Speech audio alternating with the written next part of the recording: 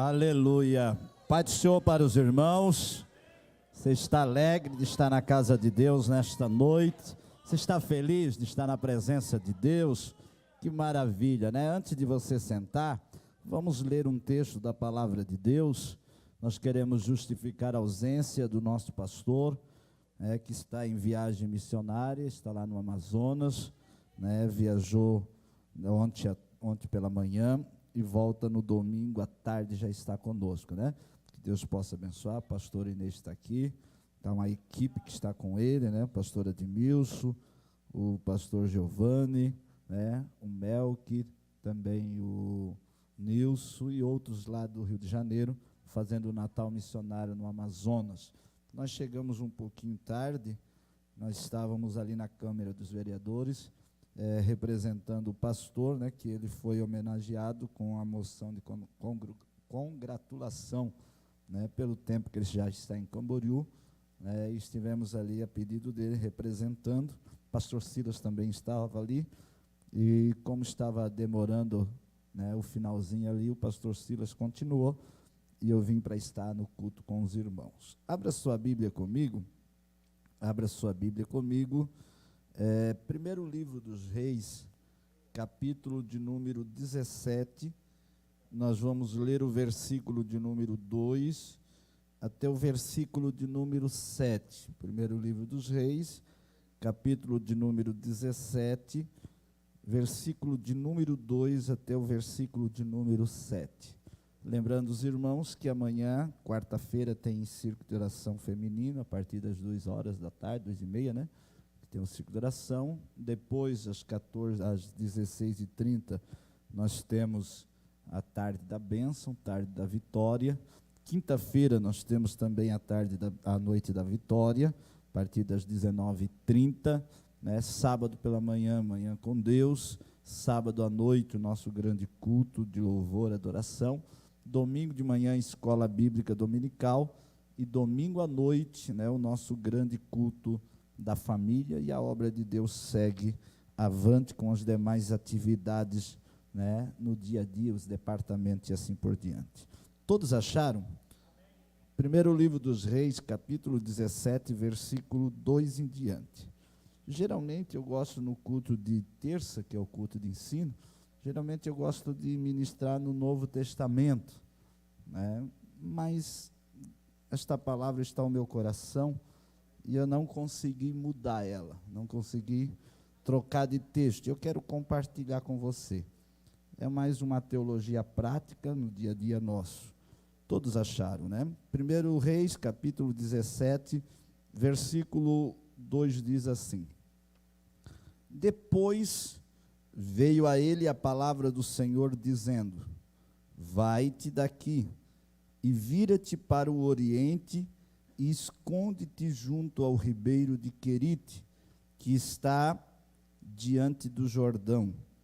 E há de ser que beberás do ribeiro, e eu tenho ordenado aos os corvos que ali te sustentem. Foi, pois, e fez conforme a palavra do Senhor, porque foi e habitou junto ao ribeiro de Querite, que está diante do Jordão. E os corvos lhe traziam pão e carne pela manhã, como também pão e carne à noite, e bebia do ribeiro. E sucedeu que, passando os dias, o ribeiro se secou, porque não tinha havido chuva na terra. Podeis sentar, estejam assentados, dando glória a Deus, aleluia. Nós queremos compartilhar com você alguns pensamentos, algumas questões para a nossa vida, né, prática, o nosso dia a dia.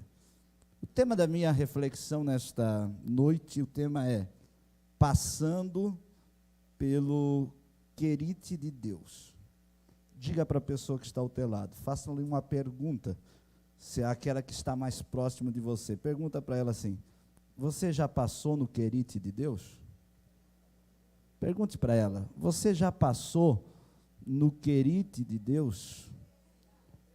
interessante a gente pensarmos um pouquinho nesta noite, pois o texto, como eu disse, é bastante sugestivo.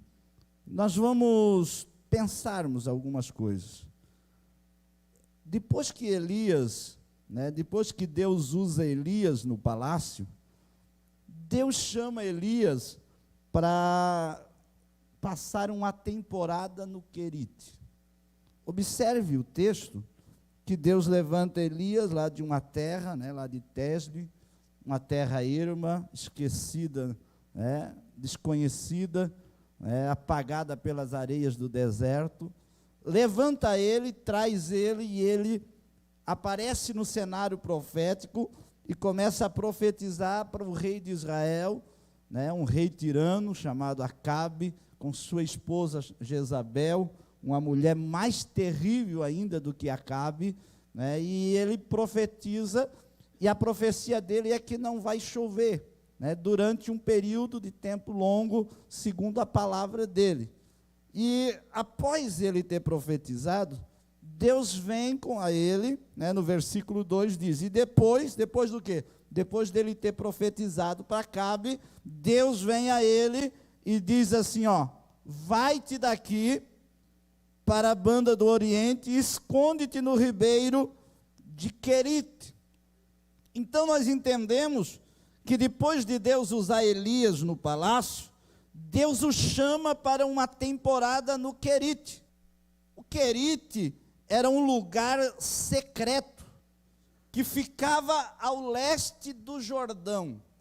Até hoje os teólogos, as pessoas que estudam, os que entendem de geografia, não conseguiram localizar aonde é exatamente o Querite. Alguns dizem que é em tal lugar, outros dizem que é mais para cá, mas a localização exata, ninguém sabe aonde é. E é tão interessante a gente observar, por isso que eu fiz questão de colocar aqui na minha anotação, que o Querite era um lugar secreto que ficava ao leste do Jordão. Por quê? Porque nem Acabe, com toda a sua investigação, conseguiu localizar o lugar onde estava Elias. Deus, tem os seus planos de trabalhar conosco, e os planos de Deus é cheio de surpresas e mistérios para a nossa vida. Você já observou que os planos de Deus, muitas vezes, e geralmente cheios de mistérios, cheios de surpresas para a nossa vida? Você já imaginou e já observou que Deus, ele não revela os seus planos totalmente para nós? Pelo contrário, ele vai revelando os seus mistérios e as suas surpresas à medida que a gente vai caminhando, a gente vai andando, ele vai desenrolando, ele vai desvendando, e a gente vai muitas vezes não entendendo e depois glorificando, porque vai vendo o que é melhor para a gente. É interessante porque ao mandar Elias para o Querite, Deus tinha duas coisas em mente. Pense nisso. Ao pegar o profeta que estava em evidência, profetizando a nação de Israel, o reino norte, ele profetiza e traz uma mensagem, uma sentença de juízo para a nação. E aí depois disso Deus pega o profeta e diz: some, esconde-te, foge, esconde, sai de cena. Quando Deus pede para Elias ir para o Querite, Deus tinha pelo menos duas coisas em mente, a título de introdução. Primeiro, Deus tinha em mente esconder, proteger Elias de Acabe. No capítulo 18, versículo de número 10, observe lá que diz que não houve reino e não houve nação, que Acabe não mandou mensageiros procurar Elias. Ele procurou Elias em todos os lugares, todas as nações, todos os reinos, sem sucesso de encontrar Elias. Sabe por quê? Porque Deus havia escondido Elias no Querite. E aqueles que Deus esconde, não adianta o homem procurar. Por Porque quando está escondido em Deus, Deus não deixa ninguém tocar ele. Acabe queria pegar Elias de todo jeito, queria afrontar Elias, quem sabe queria matar Elias no propósito de Acabe, mas Deus disse: esse é meu, e eu escondi ele, e não vou dar o endereço para ti. Não tem jeito, a Bíblia diz que ele procurou, vasculhou e não achou. Porque quando Deus esconde o homem, ninguém consegue encontrar, porque está debaixo dos olhos cuidadosos e escondido de Deus. O segundo propósito que Deus queria mandar Elias para o Querite, primeiro, era para esconder de Acabe, proteger de Acabe. Mas o segundo propósito que Deus queria levar Elias para o Querite, o segundo propósito era treiná-lo para uma grande obra. Querite, nós vamos entender daqui a pouco o que é o Querite. O Querite nada mais é do que um lugar que Deus preparou para treinar os seus servos. Como assim, pastor Adriano? O Querite nada mais é do que a escola de Deus. O Querite era a escola que Deus usa para treinar os seus servos para realizar grandes obras. A.W. Tozer, um escritor famoso, disse que Deus não pode usar ninguém poderosamente sem antes feri-lo profundamente. E é uma frase interessante. Deus não pode usar alguém poderosamente sem antes feri-los profundamente. Para Deus usar, Deus precisa trabalhar, Deus precisa burilar, Deus precisa operar transformações gloriosas, grandiosas, extraordinárias e poderosas na vida dos seus servos. E eu e você, a exemplo de Elias, todos nós temos um Querite para passar. Se você ainda não passou, você vai passar. Se você já passou, você sabe o que eu estou dizendo. Eu já passei, você pode dizer, e sei bem o que é o Querite de Deus.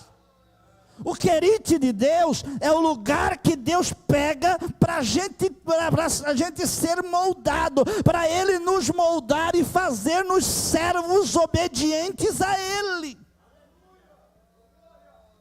Eu estava pensando, olhando para isso aqui, dentro dessa perspectiva, quais são as características que o Querite tem, que serve para nos moldar, que serve para Deus trabalhar. Observe, olha o que Deus pega para Elias. Vamos pensar e entender. Deus diz assim: Elias, sai, vai-te daqui e esconde-te no ribeiro de Querite. É um lugar que não tem nada. Ele disse: lá você vai se assentar à beira do ribeiro, você vai esperar com paciência os corvos te trazer comida de manhã e à tarde, e você vai beber do ribeiro. Por isso que o Querite é um lugar de aprendizado, é uma escola de Deus. Por quê? Porque vai nos tratar e vai trabalhar com a nossa vida, com o nosso íntimo, com o nosso caráter, com as nossas emoções. É lá no Querite que Deus vai trabalhar profundamente na minha e na tua vida. Eu anotei aqui, tem muitas outras características do Querite, mas eu anotei aqui pelo menos 4 características do Querite que é importante para a nossa vida. A primeira característica que eu acho interessante do Querite é que o Querite é um lugar de obscuridade temporária. O Querite não é um lugar para se aparecer, é um lugar para se esconder. O Querite não é um lugar para estar em evidência. O Querite, logo usando as palavras de Deus, é um lugar, é um esconderijo de Deus, aonde Deus pega os seus servos temporariamente e tira ele do holofote e coloca na obscuridade, porque é hora de Deus trabalhar na vida dele. É interessante, olha o que diz o texto: vai-te daqui, vira para o oriente e esconde-te. Quem é que gosta de se esconder? Quem é que gosta de sair dos holofotes e se esconder? Mas há momentos na vida minha e sua que Deus nos chama para uma reclusão. Há momentos na minha e na tua vida, no meu e no teu ministério, que Deus diz: é hora de você se esconder, é hora de eu trabalhar com você na obscuridade, é hora de você sair de cena. Observe que Elias era o profeta da hora.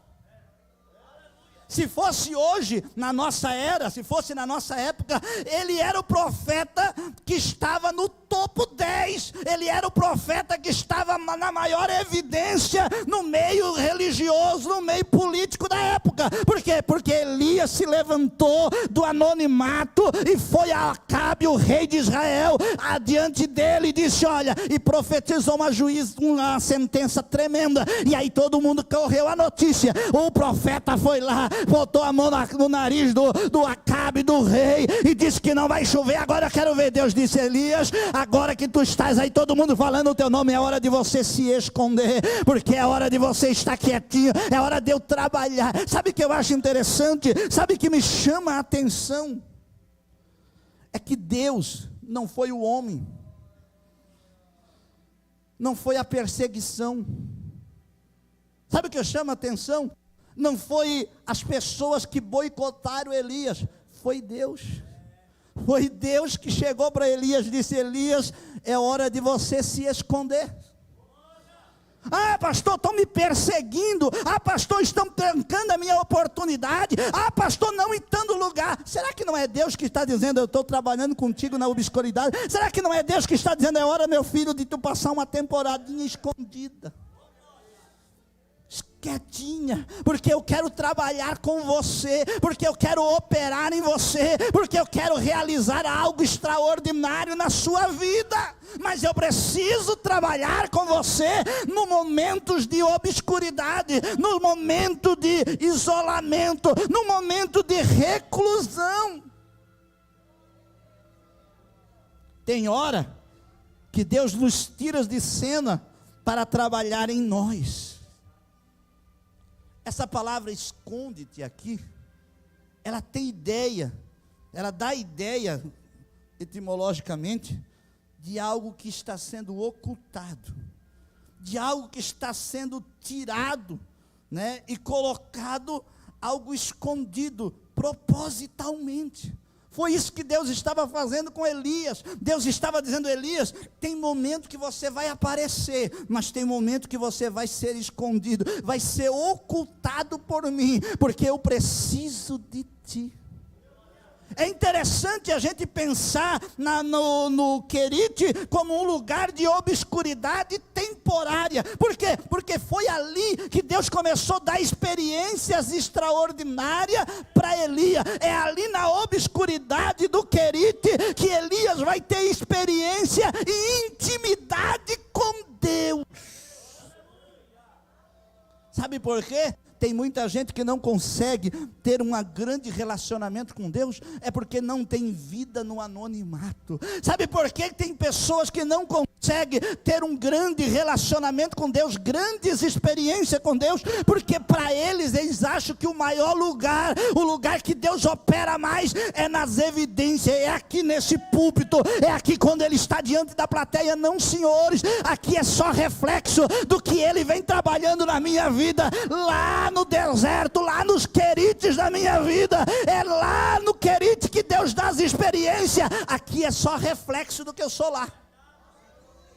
Se eu não tenho experiência no anonimato com Deus, na obscuridade com Deus, aqui não vai refletir nada, aqui não vai sair nada, aqui não vai parecer nada. É por isso que tem gente que quando chega aqui diz: agora eu vou estourar, agora eu vou arrebentar. Não estoura, sabe por quê? Porque aqui não é lugar de mostrar a grandeza. Aqui só reflete o que a gente tem na obscuridade, o que a gente tem lá na reclusão, o que a gente tem lá nos querites da nossa vida, que ninguém viu, que ninguém sabe, que ninguém olhou, que ninguém viu a gente, mas é lá que Deus está trabalhando. Lembra quando Davi foi derrotar Golias? Davi era um menino. Lembra dele? Alguém diz que ele tinha lá entre 16 para 17 anos. Quando ele chega diante de Saul, o que é que Saul disse? Tu não pode ir. Aquele lá, o gigante, é homem experimentado na guerra, e tu és um menino. O que Davi fez? Se Davi fosse, muitas vezes a gente ficava bravo, esse líder não sabe de nada, está aí me rebaixando, me desprezando, me dizendo que eu não sou nada. Quem é ele para achar? Davi não fez isso. Sabe o que Davi fez? Davi chamou Saul mais perto e disse: vem cá, meu senhor, deixa eu lhe contar umas experiências. O teu servo estava no anonimato, escondidinho, cuidando das ovelhas do papai, e veio um leão para avançar na ovelha. Sabe o que eu fiz? Deus me deu graça, e eu fui e rasguei o leão pelo meio. O Saul, quem sabe, já esticou os olhos. Foi isso, meu filho? Eles têm mais. Eu estava outro dia cuidando das ovelhinhas de novo. Sabe o que apareceu? Apareceu um ursozinho lá, e eu fui lá, peguei ele pela mão, e também destruí o urso. O Deus que está comigo, e que me deu vitória lá no deserto, para matar um leão, para matar o urso, é o mesmo Deus que vai me dar força para derrubar este gigante. Sabe por quê? Para derrubar gigante, primeiro tem que ter experiência com leão e urso no deserto. Tem gente que quer inverter o negócio, quer matar primeiro o gigante na frente de todo mundo. Se nunca conseguiu matar um leão e um urso no deserto, Deus diz: é hora de nós passar uma temporadazinha no Querite, porque é lá que eu vou trabalhar, é lá que eu vou operar, é lá que eu vou forjar o teu caráter, para você ser usado.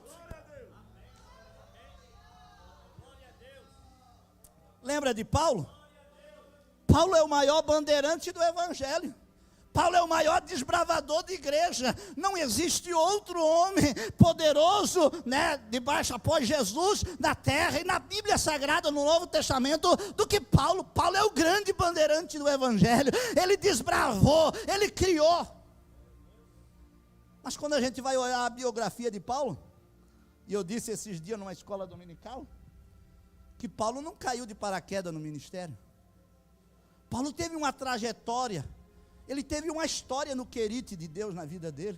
Ele teve um período longo no anonimato que a gente não observa. Tem gente que não consegue olhar e ver o trabalhar de Deus no anonimato para chegar onde que Paulo chegou. Quando você lê capítulo de número 13, versículo de número 1 em diante, Paulo é sendo separado para ser um missionário, e ele vai como segundo de Barnabé. A partir dali começa o ministério dele. Só que quando Paulo começa o ministério dele ali, ele já tem uma longa caminhada de fé. Paulo se converte no capítulo 9. Do capítulo 9, a Bíblia diz, Paulo dá testemunho em Gálatas, que ali de Damasco, quando ele se converte, ele vai para a região, para os desertos da Arábia, e ele passa, Gálatas capítulo 1, ele diz que pelo menos 3 a 4 anos, escondido lá no deserto da Arábia, sozinho com Deus, aprendendo. E ele diz assim, depois ele tem ousadia e diz assim: eu recebi do Senhor, ninguém me ensinou, eu recebi. Sabe por quê? Porque ele teve um período no deserto, onde Deus, lá na reclusão, lá no anonimato, Deus trabalhou intimamente com ele. Capítulo de número 9, versículo de número 25 em diante de Atos, diz que ele, depois que sai de Damasco, depois que ele sai do deserto, vem para Damasco. De Damasco ele é expulso pelos irmãos, colocam ele no muro, desce num cesto, porque o pessoal de Damasco quer matar ele. Ele vai para Jerusalém, ninguém recebe ele. Barnabé apresenta para os apóstolos. Capítulo 9, versículo 27, 28, ele começa a discutir com as pessoas, com as autoridades judaicas, e elas querem matar ele. E a Bíblia diz, Atos 9:30, que os irmãos pegaram ele e foram até Cesareia e despediram Paulo e mandaram Paulo para Tarso, sua terra natal. E a Bíblia diz, Atos 9:31, que Paulo vai para Damasco. E ele vai ficar em Damasco até Atos capítulo de número 11, versículo 25 e 26, quando Barnabé vai enviado para Antioquia, que está começando uma igreja em Antioquia. Barnabé dá uma olhadinha na igreja e diz: eu preciso de um obreiro para me auxiliar. Quem é que eu vou trazer? Será que eu vou trazer de Jerusalém? Será que eu vou trazer? Quem que eu vou trazer? E o Espírito Santo lembra ele. Vai buscar o irmão Saulo. Onde é que está o irmão Saulo? O irmão Saulo está em Tarsis. Sabe quantos anos estava Saulo em Tarsis? Segundo os entendidos, estavam quase 14 anos escondido lá em Tarsis. Mas era Saulo, Paulo, grande pregador, passou 14 anos lá em Saulo, lá em Tarsis, trabalhando, quem sabe fazendo tenda, quem sabe pregando por lá, no anonimato, e aí ele vai aparecer 14 anos depois, vai aparecer lá em Antioquia, auxiliando Barnabé, se tornando um obreiro, para depois ser o grande desbravador de igreja, que a gente conhece, o grande escritor, que escreveu aquelas cartas lindas, maravilhosas, que pregou sermões extraordinários, mas ele passou o período do Querite. Sabe o que eu aprendo aqui? Que Deus tem os seus meios, Deus tem as suas maneiras, Deus tem as suas formas. Então não reclama, deixa Deus trabalhar com você. Deus muitas vezes nos leva para o anonimato, porque é lá que Deus quer forjar algo íntimo, poderoso e extraordinário na nossa vida. Não é fácil. E olha o que Deus falou para Elias. Olha o que diz, vamos lá. Versículo de número 3 diz assim, ó: vai-te daqui, vira para o oriente e esconde junto ao ribeiro de Querite, que está diante do Jordão. Agora olha o verso 5. Olha o verso 5. Foi, pois, e fez conforme a palavra do Senhor, porque foi. O que ele fez? Quem está com a Bíblia aberta aí? Foi e... Mas não foi só passar 2 dias? Hã? Eu pensei que ele só foi passar uma noite de folga. Eu pensei que ele foi fazer um bate e volta no Querite. Eu pensei que ele só foi lá e disse, não, Jesus, aqui, Senhor, aqui está muito ruim, deixa eu voltar. Não, Deus disse, vai e esconde lá. E a Bíblia diz que Elias foi, obedeceu a Deus e foi e habitou. Ou seja, fez morada, permaneceu ali o tempo que Deus queria. Elias só sai do Querite quando Deus volta a falar com Elias, diz, agora vai e muda-te para Serepta, que é pior do que Querite. Hã? Outro dia eu prego sobre Serepta. A palavra Serepta, para quem não sabe, vem da palavra hebraica que significa cadinho, fornalha de bulirar ouro. Depois que Deus coloca Elias lá no Querite, que ele vai ser trabalhado, Deus diz, agora eu vou te mudar daqui. Para onde que eu vou, Deus? Eu vou te mandar para Serepta. O quê? Vou te mandar para a fornalha de queimar, de derreter ouro, de limpar ouro, de purificar prata. Ei, a escola de Deus não para na nossa vida, irmão. A gente sai do Querite, vai para Serepta, sai de Serepta, vai para outra fase, porque Deus sempre tem algo melhor e algo grande para trabalhar na minha e na tua vida, e pronto. Uramandarai. Do que barraçai, de que mando gabarraça gandarava agachando gabarraçai, do que barraçui que deremando urabagaxandarai. Eu sinto a presença dele aqui nesta noite. Ele quer trabalhar na minha e na tua vida. Deixa ele operar do jeito que ele quer. É no período de reclusão é que Deus revela coisas profundas para Elias. É no período de reclusão que Deus vai trabalhar na vida de Elias maravilhosamente. Mas eu tenho que me adiantar, senão eu não vou chegar no final. A segunda coisa que eu aprendo é que o Querite, além de ser um lugar de obscuridade temporária, o Querite é um lugar de aperfeiçoamento necessário. Escreva isso. O Querite não é só um lugar de obscuridade temporária, onde Deus nos leva por um período de tempo para ficar longe dos holofotes, para ter uma experiência particular com Deus. Não, o Querite também é um lugar de aperfeiçoamento necessário. Não é se eu quero, não é se você quer, não é se você acha que precisa, é necessário a gente passar pelos Querites da nossa vida. É necessário, é obrigatório Deus nos levar para os seus querite. Por quê? Porque a palavra querite no hebraico quer dizer cortar e colocar no tamanho certo. Por isso que o querite é o lugar de aperfeiçoamento necessário, porque Deus pode até nos usar, e Deus começa a nos usar, só que Ele não pode nos deixar do jeito que a gente está. Ele precisa trabalhar na gente, para a gente ficar no tamanho certo, para que Ele possa continuar operando na nossa vida. Porque se Deus começar a nos usar, e não nos levar para o querite, e Ele começar a fazer as podas na nossa vida, irmão, ninguém mais dá conta de nós.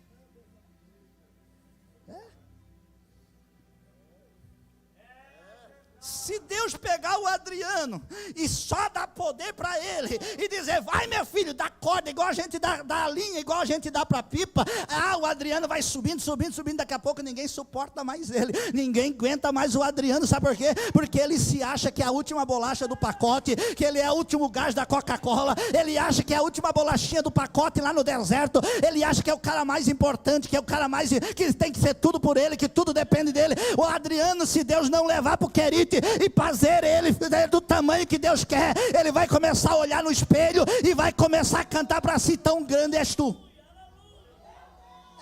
Porque o camarada vai se achar que é grande, vai se achar que é importante. Aí quando Deus usa Elias, e Elias profetiza, que faz aquele alvoroço, Deus disse, agora Elias, está na hora de nós ir para o querido. Para quê, Senhor? Porque lá eu quero te colocar no tamanho certo.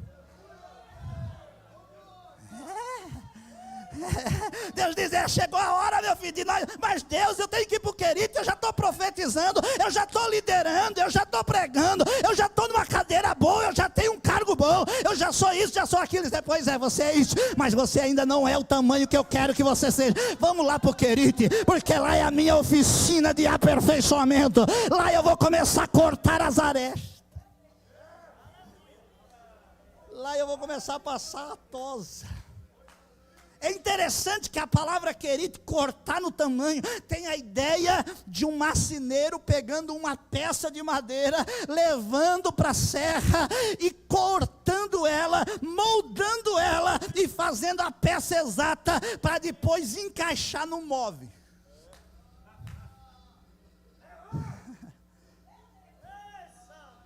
Quando a gente vai na oficina, quando a gente vai na marcenaria, a gente olha para o marceneiro e ele tem um monte de cálculo em cima da mesa, um monte de coisa, e ele começa cortando. Esse tempo atrás, lá no Monte Alegre, tinha uns 2 ou 3 irmãos que eram marceneiros. De vez em quando eu ia na marcenaria dele, e olhava um monte de tábua, e ele cortava para o lado. Para que tudo isso, irmão Silas? Para que tudo isso, irmão fulano de tal? E ele dizia, estou fazendo um móvel, pastor. Mas tanta picaceira.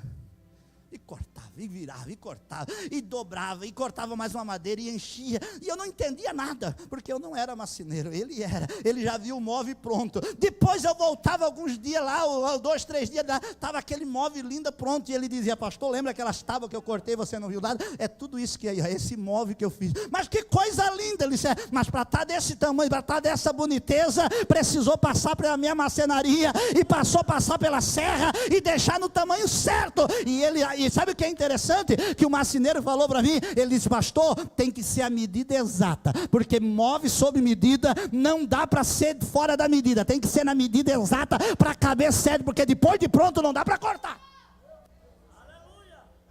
Sabe por que Deus nos leva para o querite? Porque Ele precisa cortar na medida certa. E não adianta sair antes do tempo, não adianta espernear, porque Deus está cortando a gente, está fazendo do tamanho certo, porque Ele tem o lugar certo para nos encaixar na sua obra, no seu corpo e na sua igreja. Tem gente, irmão, que não encaixa em lugar nenhum, porque ainda não passou no querite de Deus.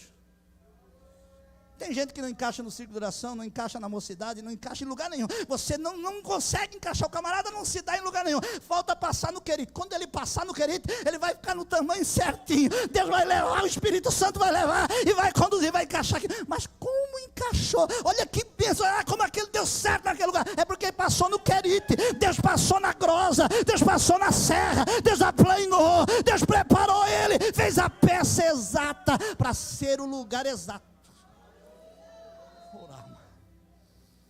Querite é o lugar de aperfeiçoamento necessário. É o lugar que Deus vai trabalhar em nós, de maneira profunda, de maneira gloriosa. É no querite, é ali que Deus vai provar a nossa obediência, a nossa paciência e a nossa humildade.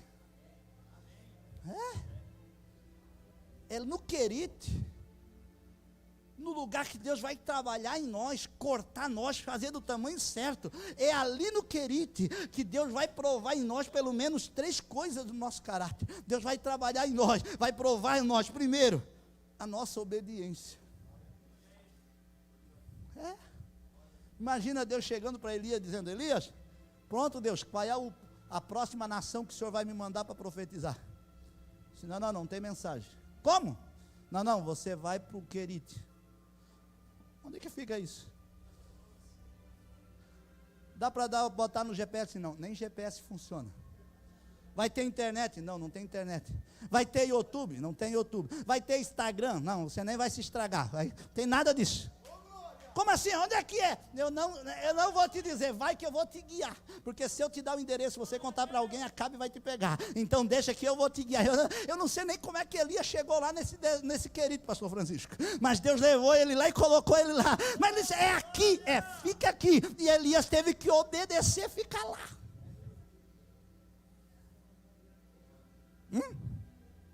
Deus quis colocar ele lá e disse, fica aqui até eu voltar. É porque Elias se movia só quando Deus vinha. Deus disse, Elias, vai e mostra-te a profetisa Acabe. Elias foi profetizou. Elias se esconde, Elias se escondeu. Elias, vai para Serepta, Elias foi. Elias, mostra-te a Israel, Elias foi. Então Deus levou Elias para o querite, colocou lá e ele disse, Elias, tchau. Quando eu voltar, eu te mudo de endereço. E Deus foi e não voltou mais com um novo endereço para ele.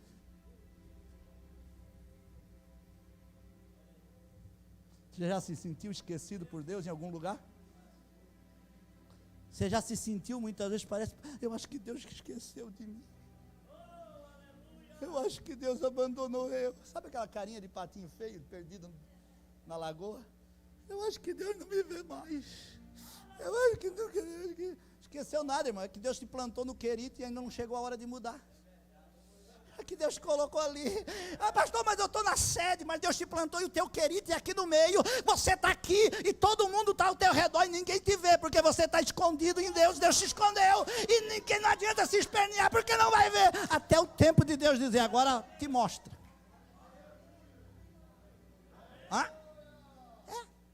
É o que...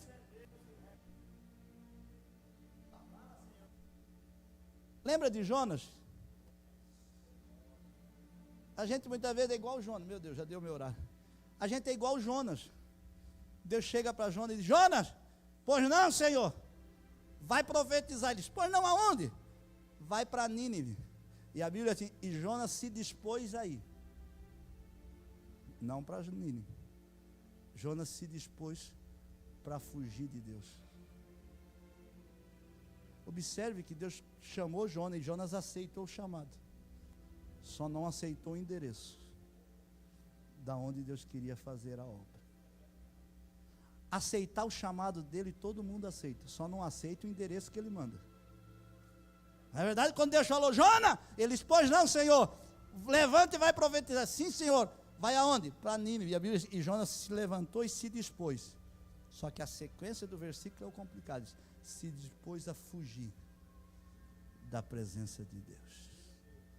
E foi em Jope, comprou uma passagem, embarcou no navio para Tarse, o lugar mais longe que ele podia ir de Deus.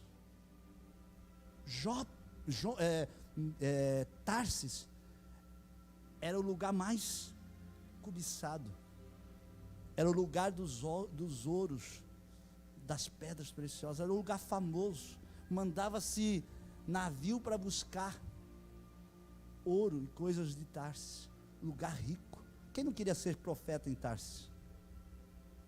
Quem não queria? Todos nós queremos uma Tarsis da vida. Todos nós, pastor, profeta, pregador, cantor, quer ir para Tarsis.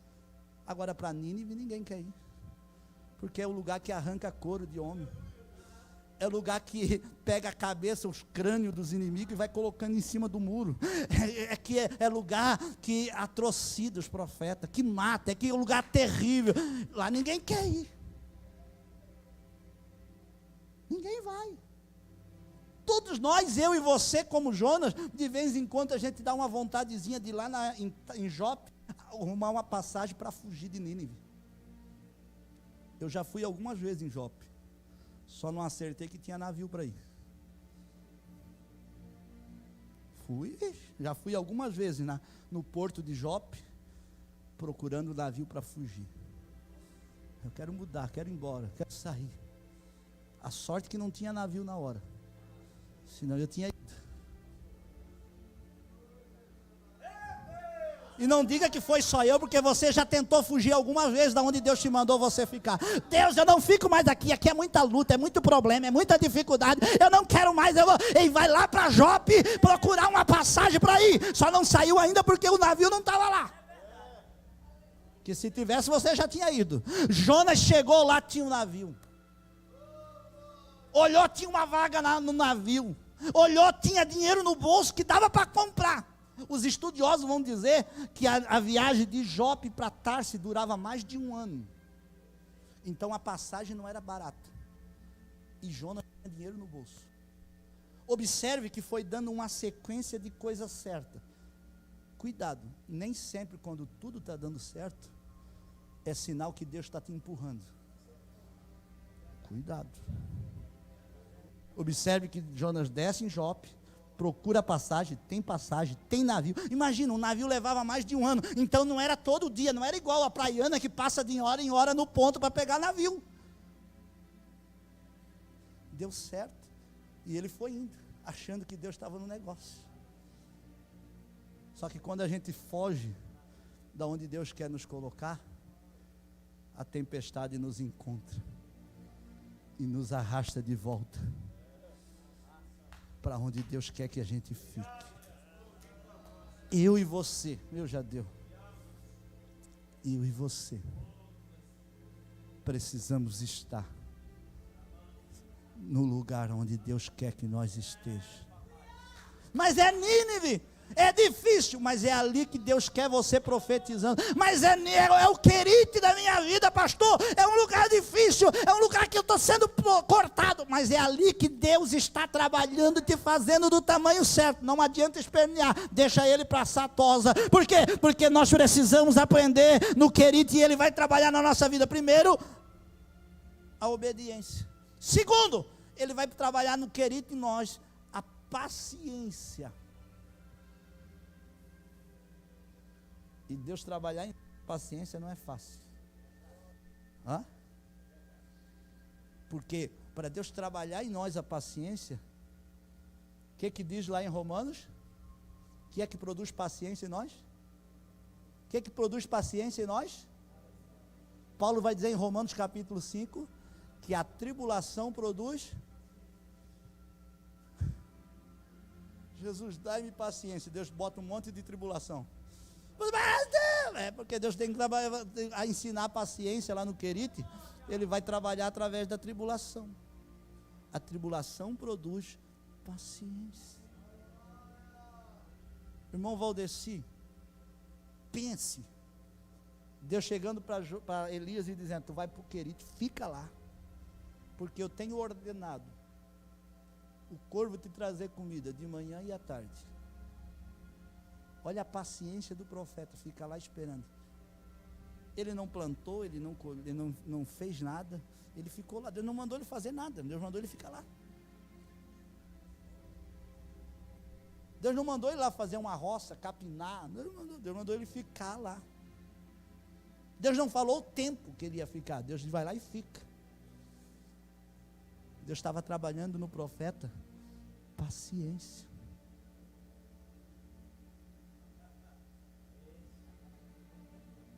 E paciência é uma virtude que a gente falta. Eu falto. Eu penso num camarada que não gosta de esperar.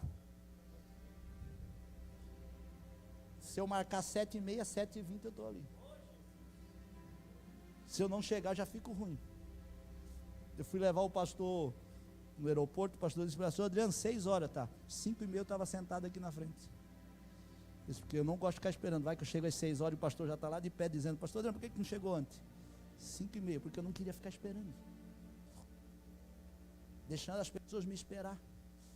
Agora, tem hora que Deus leva nós para o querite, para trabalhar em nós a paciência. E a gente fica 1 dia, 2 dias, 1 mês, 1 ano, e não vai, o negócio, meu Deus, tu falou que era já. Meu cérebro, eu já estou te colocando, e a gente já quer fazer a mala, né? E Deus fala. Quando eu era jovem em São Paulo, nós morávamos numa casa, o Adelso morava comigo, o Adelso, esposo da irmã Zete, nós morávamos uns 10 homens, tudo jovem em São Paulo, e nós alugava a casa. E os amigos meus, nós morávamos numa casa, tinha um monte de cachorro ruim. Os meus amigos chegaram um dia, eu cheguei do serviço, os meus amigos disseram: nós vamos se mudar. Nós vamos se mudar, já arrumamos uma casa. E eu, novo, né? Cheguei no outro dia do serviço, eles não tinham chegado ainda, desmontei a casa inteira. Guarda-roupa, cama. Quando eles chegaram no outro dia, de noite do serviço, olharam: que foi esse que passou aqui? Eu disse: nós não vamos se mudar? E se vão, mas vai ser daqui 15 dias. Eu disse: mas vocês disseram que nós ia se mudar, e eu, para adiantar o serviço, já desmontei tudo.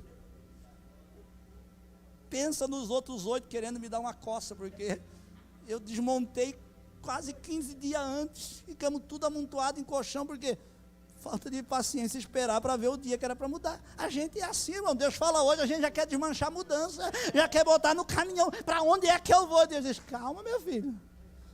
O teu tempo não é o meu.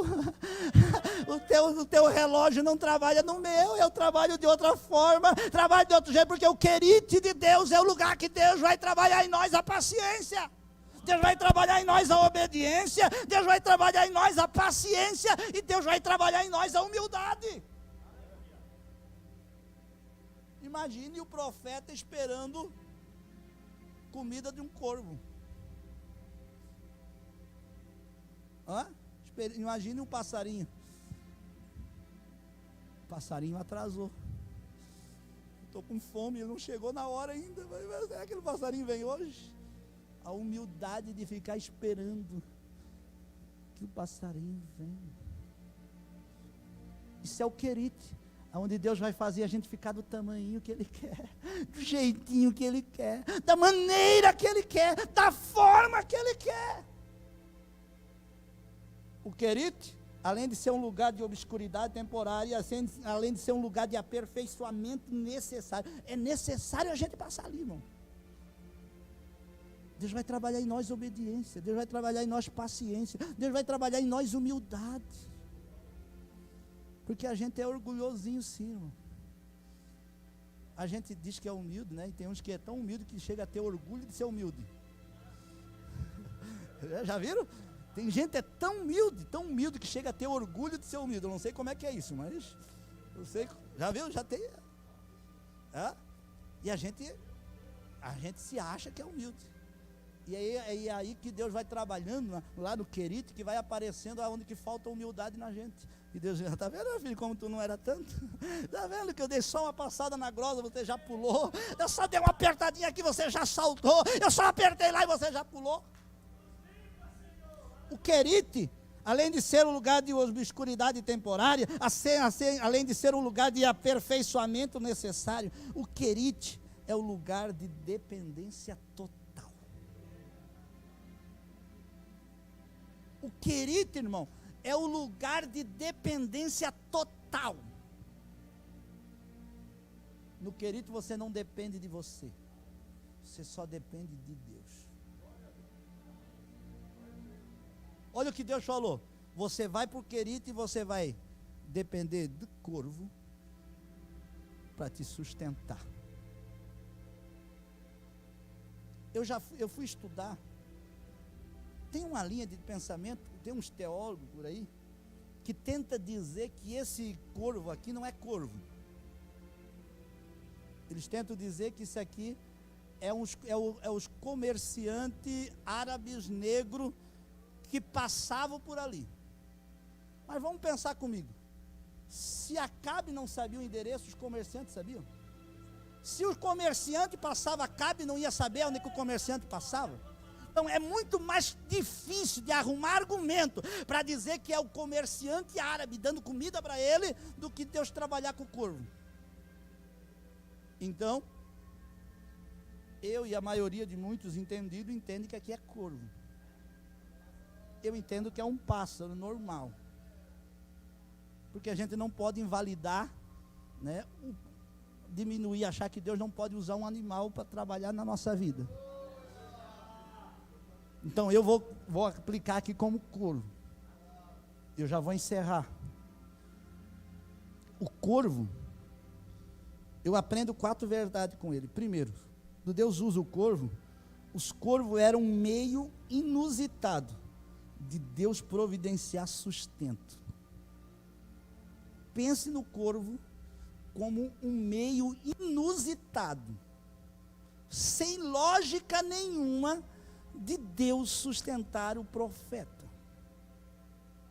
Deus podia usar qualquer coisa, mas Deus quis usar o corvo. Deus podia operar de outra maneira, mas Deus quis usar o corvo, um meio inusitado, fora da lógica, fora do comum, para mostrar para o profeta que a sua providência não vem do jeito que o profeta pensa, não vem do jeito que a gente quer, vem do jeito que Deus quer fazer e pronto. Irmãos, eu quero aplicar que a providência de Deus, ela é fora de total lógica. Tem coisas que Deus vai trabalhar na nossa vida, no Querite, que não tem explicação. E tem gente que fica fazendo boquinha, biquinho. Ora, se Deus mandou, pega. Se Deus, mas era um corvo. Se Deus quis usar. É os meios inusitados que Deus tem para trabalhar na nossa vida. A gente muitas vezes não imagina como Deus quer trabalhar, Ele vai trabalhar. Lembra quando Deus quis restaurar o povo do cativeiro? Quem é que Deus usou para restaurar o povo do cativeiro? Qual foi o rei? Qual foi o rei? Mas para restaurar foi Ciro, para trazer ele lá. E olha o que Deus profetiza e diz: Ciro, o meu servo, ou o meu ungido, tem uma versão. Agora, Ciro era crente? Ciro servia a Deus? Ciro não era crente, nunca foi crente.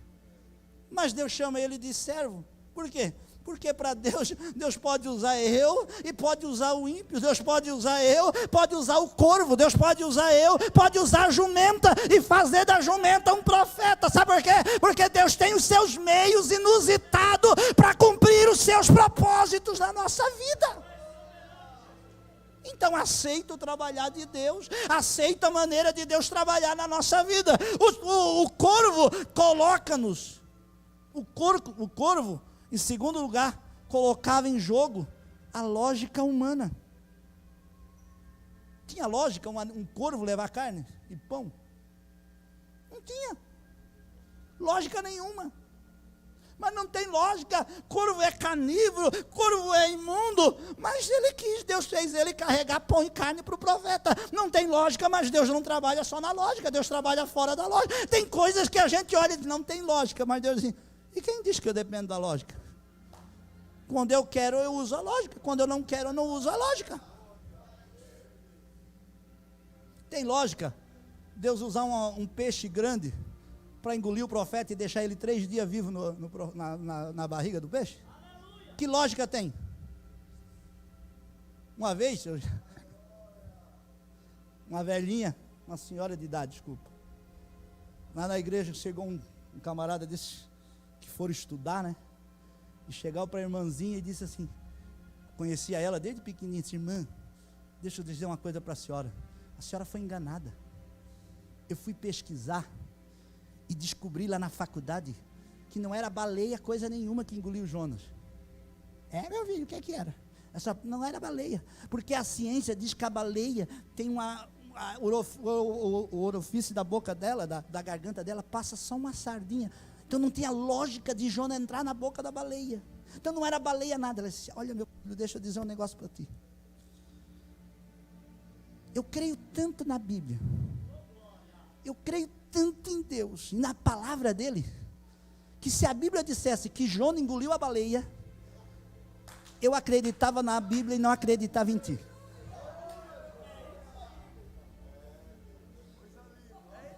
Meu filho, se a Bíblia dissesse que foi Jona que engoliu a baleia, eu ainda continuava acreditando na Bíblia, mas não acreditava em ti. Porque para desmanchar os milagres de Deus, as coisas, a gente arruma lógica em tudo. Mas Deus tem o seu meio. Tem lógica uma jumenta falar? Não tem lógica, mas Deus usou a jumenta e profetizou e livrou ele. O anjo disse: olha, se não fosse essa jumenta, eu já tinha te rachado no meio. Se não fosse a jumenta, eu já tinha te cortado no meio aqui, profeta. Para te ver, olha como que Deus, a jumenta via mais do que ele. Então, irmão, Deus tem suas lógicas, Deus trabalha do seu jeito, fora da lógica, da maneira, porque Ele quer operar, e Ele quer nos ensinar. Fica de pé. O corvo, irmão, Deus usou o corvo aqui para quebrar toda a arrogância, toda a suficiência do profeta. Deus usou o corvo aqui, irmão, para fazer o profeta entender que Deus é um Deus de providência milagrosa. Onde é que esse corvo, pastor Francisco, arrumou carne e pão? Onde é que esse corvo achou carne e pão, doutor Alexandre? Me explique. E não foi só uma vez, foi vários dias, meses, e olha que não atrasou. Foi o primeiro iFood da vida. Hã? Hã? Né? Quem trabalha com iFood, ele vai lá no comércio, pega e traz. Ele é só um intercambiário, na verdade. Ele vai lá, busca e leva onde está a pessoa que pediu. Foi o primeiro entregador de lanche. Foi o Corvos. E não foi um diz aqui: eu lhe enviarei os corvos. Quem sabe um trouxe a carne, o outro trouxe o pão, os dois trouxeram juntos, sei lá. Deus trazer de manhã e à tarde. 2 vezes por dia. O de jejum da manhã e a ceia da noite. As 2 refeições para manter o profeta vivo. A primeira comidinha do dia. Se o profeta atrasasse no sono, o corvo já estava ali no lado. Acorda, profeta, que a comida chegou. Ao entardecer da noite, está aí, profeta, não vai dormir com a barriga vazia. A comida chegou.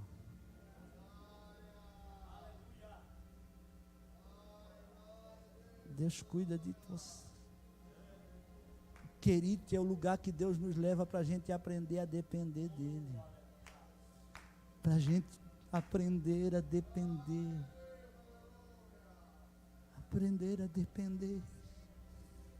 Não é fácil esperar comida de corvo, mas é comida milagrosa. É provisão milagrosa. É coisa que vem na hora que a gente não imagina, nem acredita de onde que veio. Mas recebe milagre de Deus. Deus precisa levar nós para os queridos da vida, para a gente voltar a depender de Deus. A gente é muito nariz empinado, irmão. A gente é muito autossuficiente. A gente pensa que pode, que manda, que faz, que é. Não, eu tenho, eu acredito no meu cartão de crédito, eu acredito na minha conta, eu acredito no meu emprego, eu acredito na minha. A gente acredita muito na gente, e de vez em quando Deus leva a gente para o querido e diz: vem cá, meu filho. Aprenda a depender dos milagres. Aprenda a depender dos milagres. Mas o querite, para encerrar, em 4º lugar, o querite é um lugar de experiências extraordinárias. É só no querite, irmão, que a gente vai ter experiências extraordinárias. Se Elias não passasse pelo Querite, a gente nunca ia ver ele comendo comida de corvo, porque é lá no Querite, no anônimo, no escondido, é lá onde que ninguém vê, é que Deus tem os seus corvos para nos dar experiência.